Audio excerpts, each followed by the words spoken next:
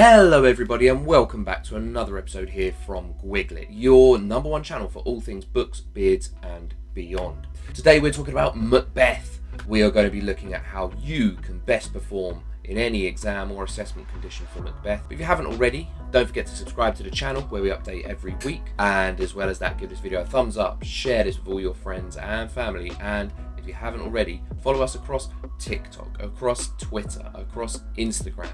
We're everywhere now and want to spread the good word of GuigLit. Today we're looking at Macbeth. How can you best perform with Macbeth? What are the best things to do with Macbeth? And how you can boost your performance. Now I've broken this down into 5 separate points. If you have any questions though, leave a comment below and I'll answer every single one I receive. So my first piece of advice, it's plot. Make sure you know the plot.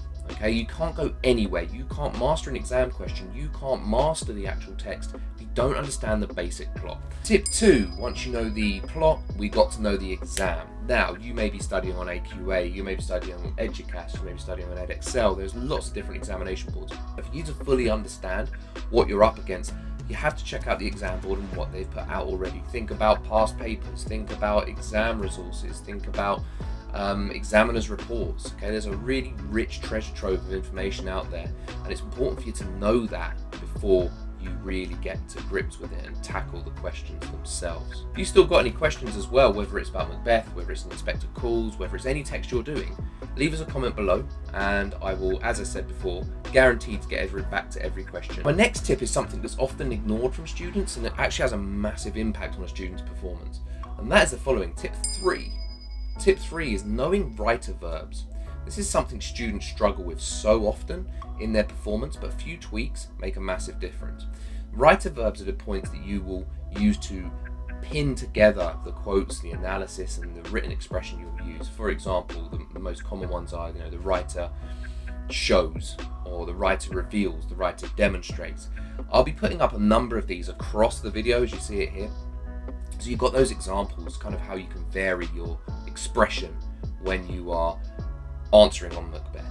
Now my 4th tip is kind of 2 tips in one. It's character and it's quotes. Now you've got to know the characters, you've got to understand the characters. Approximately 70% of the play is Macbeth's words and phrases. So we've got to understand where Macbeth goes from the beginning all the way through to the end. But we've also got to understand the following. We've got to understand Lady Macbeth, we've got to understand the witches, Banquo. Get to know the characters, their rises and falls in the play itself. That's really important. Now my other point comes to quotes. Now quotes are a treasure trove. They're a really, really important resource, a rich resource for exam performance or assessment performance. But my advice with quotes, keep them to no more than 6 to 8 words. Okay, you don't want a massive long quote, whether that's from an extract on your own, or your own knowledge. Don't forget as well, as I've said in a number of different videos before on this channel, that quotes can be paraphrased. So if you say, is this a dagger I think I see before me, or do I think I see a dagger? The examiner will understand that you're going for the right point, so don't be put off by that and think you have to have the quote word for word identical to what it is in the real thing. It's not the case. It's not like that at all. So make sure you got that right with the quotes, and make sure you do something with the quotes as well. Don't just provide a quote. Go into detail, go into depth about that quote. Okay, why does he see a dagger? Why does he use the word dagger, and is this a dagger I see before me? Why do they use certain metaphors, certain imagery? Will be really, really important in that.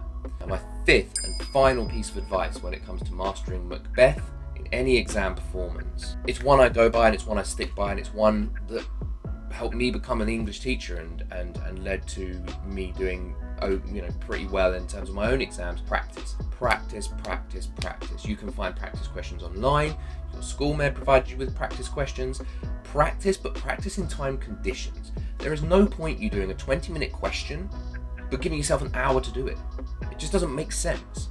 So what you've got to make sure you do is actually do this repeatedly. I would recommend, at least as you get closer towards the exams, start by going one every few days, then just boil it right down and keep going and practice.